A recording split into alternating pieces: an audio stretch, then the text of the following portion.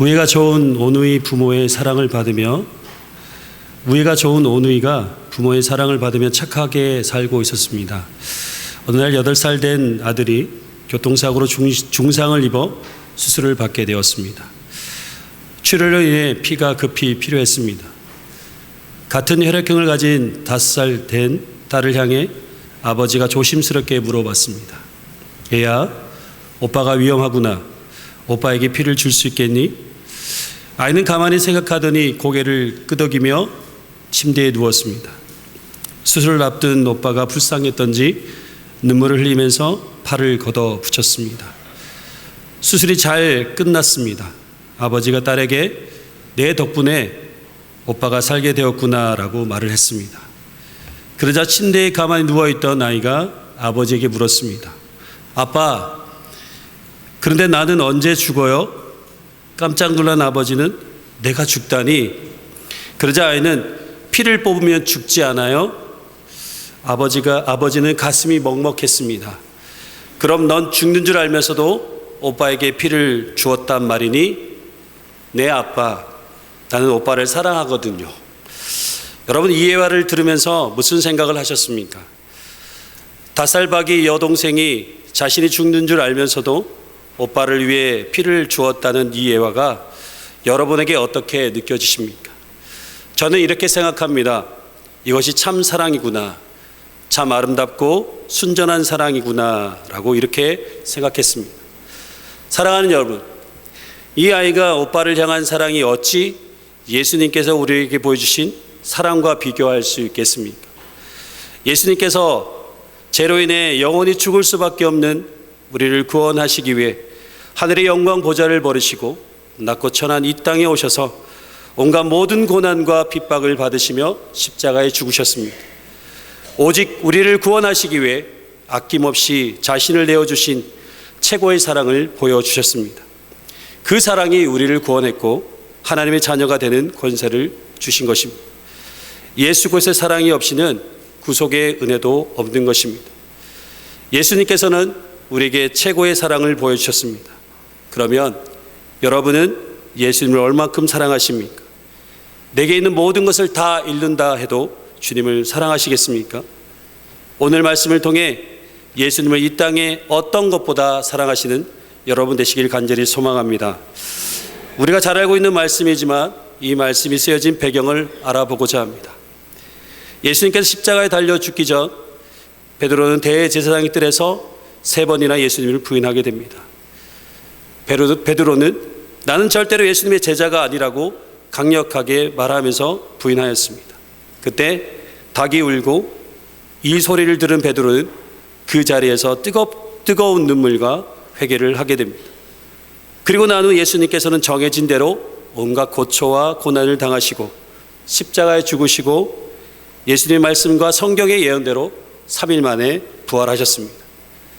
그리고 난 후 며칠 동안 제자들에게 나타나셔서 말씀으로 가르치시며 함께 하셨습니다. 그리고 난 후 예수님께서 디베라 호수에서 고기를 잡고 있는 시몬 베드로와 도마와 나다나엘과 세베대 아들들과 또 다른 제자들이 있는 곳에 나타났습니다. 그때 시몬 베드로는 물고기를 잡으러 나간 상태였습니다. 그날 밤 그들은 아무것도 잡지 못하고 날이 새도록 그렇게 고기를 잡았습니다. 그때 예수님께서 나타나셨지만 아무도 예수님인 줄 몰랐습니다. 예수님께서는 제자들에게 얘들아 너에게 고기가 있느냐라고 물으셨습니다. 제자들이 대답하기를 없나이다. 그러자 예수께서 그물을 배 오른편에 던지라 그리하면 잡으리라 라고 말씀하셨습니다. 제자들은 예수님의 말씀을 의지하여 던졌더니 물고기가 많아 그물을 들을 수 없을 정도로 잡혔습니다. 그러자 예수님께서 사랑하는 제자 요한이 베드로에게 주님이시다라고 하자 그 말을 들은 베드로가 벗고 있다가 겉옷을 두른 후에 바다로 뛰어내려 50칸쯤 거리를 단숨에 달려왔습니다. 다른 제자들은 배를 타고 물고기를 든 그물을 끌고 와서 육지에 도착했습니다. 그런데 이미 예수님께서 숯불 위에 생선과 떡을 굽고 있었습니다. 그리고 지금 막 잡은 생선을 구워 떡과 함께 조반을 드셨습니다. 조반을 다 먹은 후에 예수님께서는 베드로에게 물으셨습니다.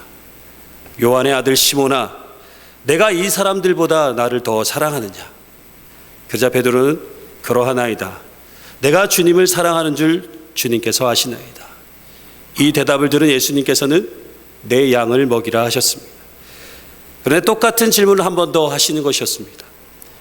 베드로는 아무렇지 않게 다시 주님 그러하나이다. 내가 주님을 사랑하는 줄 주님께서 아시나이다 라고 대답했습니다. 그런데 똑같은 질문을 또 한 번 더 하시는 것이었습니다. 요한의 아들 시몬아, 내가 나를 사랑하느냐? 그제서야 베드로는 근심하였습니다. 그리고 난 후 베드로는 주님 모든 것을 아시오매 내가 주님을 사랑하는 줄 주님께서 아시나이다. 그러자 예수님은 동일하게 내 양을 먹이라 하셨습니다. 전통적으로 대부분의 학자들은 이 내용을 이렇게 해석합니다.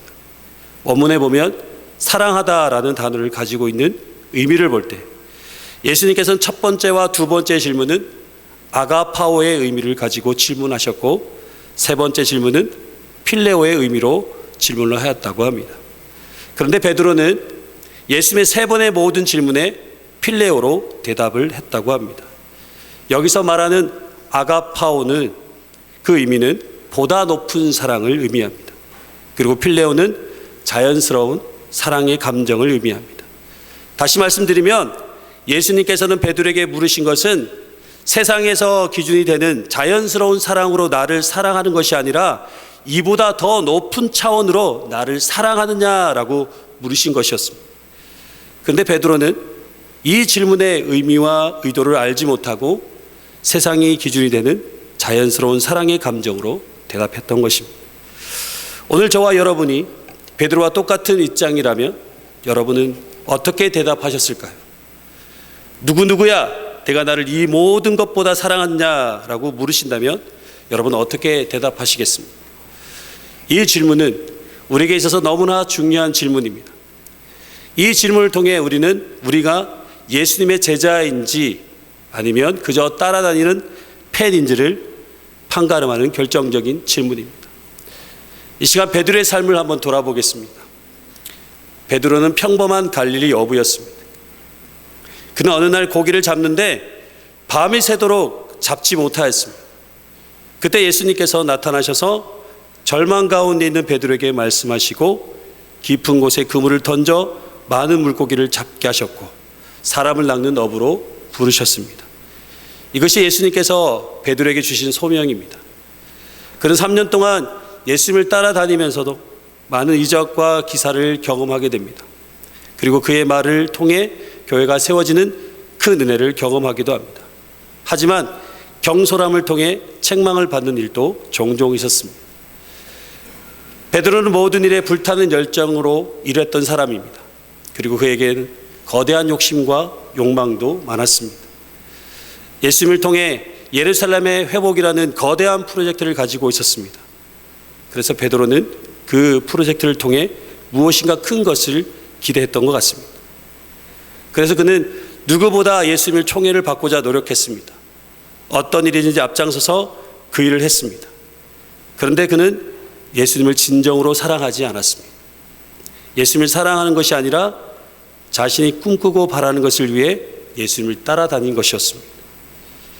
예수님을 시기하고 죽이려던 무리들이 와서 예수님을 잡아 대제사장 뜰에서 신문할 때 베드로는 뜰 밖에 서서 구경하였습니다. 그때 베드로를 향해서 너는 예수와 함께한 자다. 너도 그 당이다. 너도 예수님의 제자이다 라고 하자 그는 3번이나 강력하게 부인을 하게 됩니다. 그리고 베드로는 닭이 우는 소리를 듣고 그 자리에 앉아 울며 통행하였습니다. 이 모든 것을 아시는 예수님께서 베드로에게 질문하시는 것입니다. 시몬 베드로야, 내가 이 세상의 어떤 것보다, 명예보다, 내가 사랑하는 사람보다 나를 더 사랑하느냐라고 물으신 것입니다. 사랑하는 여러분, 주님께서 원하시는 것은 이 세상의 어떤 것보다 주님을 사랑하는 것을 원하십니다. 요한계시록 2장 3장에 보시면 7 교회에게 보내진 말씀이 나오고 있습니다. 그 중에 2장 1절에서 7절 말씀에 나오는 에베소 교회에 대해서 말씀을 함께 보고자 합니다. 에베소 교회는 그 당시 모든 교회의 모체라고 해도 과언이 아닐 정도로 역사적으로 전통적인 교회였습니다. 그뿐만 아니라 교회로서 어떤 이단도 들어올 수 없는 바른 교리를 가진 교회였습니다. 그리고 교회로서 사역을 잘 감당하는 교회였습니다. 하지만 에베소 교회는 결정적으로 책망받을 것이 있었습니다. 그것이 바로 처음 사랑을 버렸다라는 것입니다. 이와 같이 우리의 신앙생활도 마찬가지. 우리가 그리스도인에서 바른 행위, 바른 교리, 바른 열심 이런 것도 중요하지만 우리에게 예수님을 향한 사랑이 없다면 이 모든 것이 헛된 것이라고 말씀드릴 수 있습니다. 에베소 교회는 하나님 보시기에 모든 것을 다 잘하였지만 한 가지 이유로 무서운 책망을 받게 됩니다. 그것이 바로 처음 사랑을 버렸기 때문입니다.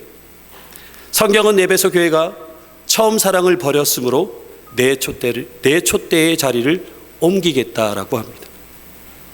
그러니 어서 회개하고 처음 행위를 가지라고 말씀하고 있습니다. 하나님께서 우리에게 요구하시는 것은 사역을 잘하는 것, 교리를 바로 세워 지키는 것, 여러 가지 우리의 행함으로 나타나는 것보다 먼저 하나님을 사랑하기를 원하십니다. 저는 종종 이런 생각을 해봅니다. 내가 만약 순교할 수 있는 순간이 되면 어떻게 받아들일 수 있을까? 어떤 자가 와서 총과 칼을 나에게 가지고 와서 너 예수 믿으면 죽일 것이고 지금 예수님을 부인하면 살려줄 것이다 라고 물으면 저는 어떻게 대답할까? 이런 생각을 해봅니다. 여러분은 이런 상황이 되면 어떻게 대답하시겠습니까? 예전 교회에서 해미읍성에 간 적이 있었습니다. 그곳은 충청북도 지역의 군사 방어를 담당하는 병영성이었습니다. 그리고 천주교 순교 성지였습니다. 조선시대 때 대표적인 천주교 신자들을 박해했던 곳이 바로 그곳입니다. 그곳에는 천주교 신자들을 고문하는 형틀과 감옥, 여러 가지 순교의 흔적들이 남아 있습니다. 그리고 저는 목사님을 통해서 한 가지 충격적인 이야기를 접하게 되었습니다.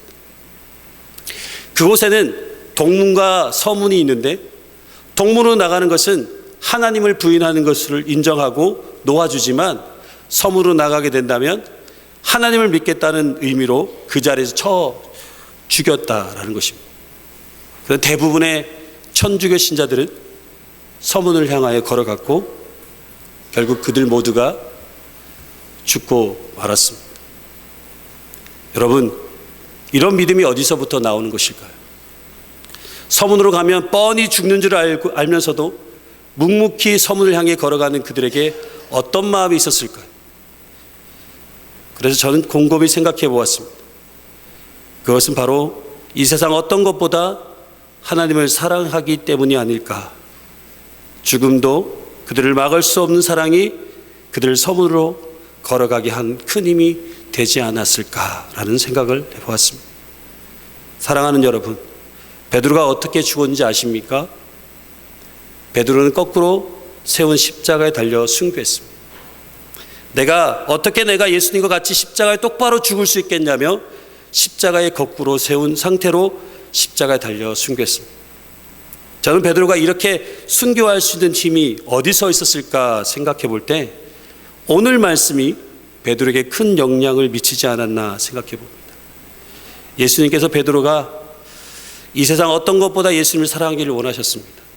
사람들이 추구하는 것, 명예, 권력, 돈, 내게 소중하고 사랑하는 것, 바른 열심, 바른 교리, 바른 행실 이런 것보다 더 예수님을 사랑하기를 원하셨습니다. 예수님께서는 우리의 삶 속에서 하나님을 사랑하는 것이 항상 우선순위가 되어야 한다라고 하시면서 우리 모두에게 지금 말씀하고 계십니다. 마태복음 22장 37절 말씀에 예수께서 이르시되 내 마음을 다하고 목숨을 다하고 뜻을 다하여 주 너의 하나님을 사랑하라 라고 말씀하셨습니다. 주님께서 원하시는 것은 오직 하나님을 사랑하고 주님을 사랑하는 것입니다. 다른 어떤 것보다 먼저 주님을 사랑하는 것을 요구하고 계시는 것입니다. 참된 헌신은 예수님을 사랑하는 데서부터 시작됩니다. 예수님을 사랑하지 않고 하는 사역, 예수님을 사랑하지 않고 하는 봉사, 예수님을 사랑하지 않고 하는 전도, 예수님을 사랑하지 않고 하는 섬김, 이 모든 것은 잘못된 것입니다. 이 모든 일을 하기 전 우리가 먼저 예수님과 바른 사랑의 관계가 되어야 할 것입니다. 세상이 말하는 사랑보다 더 높은 차원의 사랑을 원하시는 예수님께 마음과 뜻과 힘과 목숨을 다해 사랑할 때, 그때 그 속에서 참된 능력과 역사가 일어나게 되는 것입니다. 그래서 우리는 날마다 우리 안에 주님의 사랑을 충만하게 채워야 합니다. 주님의 사랑이 충만하게 채워지기 위해서는 가장 먼저 해야 될 것이 바로 나를 비워야 하는 것입니다. 내가 주인 삼았던 세상의 것들, 내가 사랑했던 모든 것을 내려놓을 때 우리는 주님의 사랑으로 충만하게 채울 수 있게 되는 것입니다. 주님의 사랑으로 채우고 난 후 주님을 사랑하는 마음으로 내 양을 먹여야 하는 것입니다. 이 말씀을 다시 우리의 삶에 적용한다면 주님을 사랑하는 마음으로 헌신하고 봉사하고 사역하라는 것입니다. 그리고 주님을 사랑하는 마음으로 삶을 살아가고 사랑을 나누고 전도하라는 것입니다. 항상 주님을 사랑하는 것이 먼저 되어야 한다는 것입니다. 그럴 때 그 속에서 놀라운 주님의 사랑의 역사들이 일어나게 되는 것입니다. 말씀을 정리하고자 합니다. 오늘 예수님께서는 베드로가 3번 부인하고 주님이 떠난 것을 책망하지 않으셨습니다. 오히려 예수님을 향한 베드로의 사랑을 요구하셨습니다. 앞으로 위대한 사역을 행할 베드로에게 가장 먼저 예수님을 사랑하는 것을 요구하신 것입니다. 예수님은 베드로와의 관계를 친밀한 사랑의 관계로 형성하고자 하신 것입니다.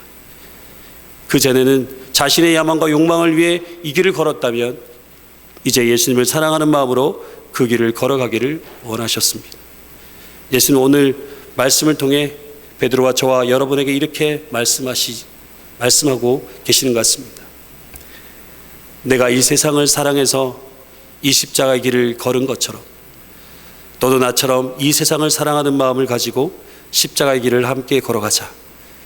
그러기 위해서는 이 세상의 어떤 것보다 나를 사랑해야 한단다. 사랑하는 나의 아들, 딸들아, 내가 너희를 사랑하노라. 너희도 나를 사랑하느냐? 나를 사랑한다면 나를 사랑하는 마음으로 내 양을 먹이라. 사랑하는 여러분, 주님께서는 지금도 우리에게 물으십니다. 사랑하는 내 아들과 딸아, 내가 나를 이보다 더 사랑하느냐? 그 물음에 주님 앞에 최고의 사랑으로 고백하시는 저와 여러분이 되시길 예수 그리스도의 이름으로 축복합니다. 기도드리겠습니다. 사랑의 하나님, 이 시간 우리의 모든 심령 가운데 이 세상 어떤 것보다 주님만을 사랑하는 마음을 충만하게 채워 주시옵소서. 사랑의 주님, 우리의 삶 속에 주님의 사랑의 열매가 풍성하게 맺어지게 하셔서 주님께서 맡겨주신 귀한 사명을 잘 감당할 수 있도록 은혜 베풀어 주시옵소서. 우리를 사랑하시는 예수 그리스도의 이름으로 기도합니다. 아멘.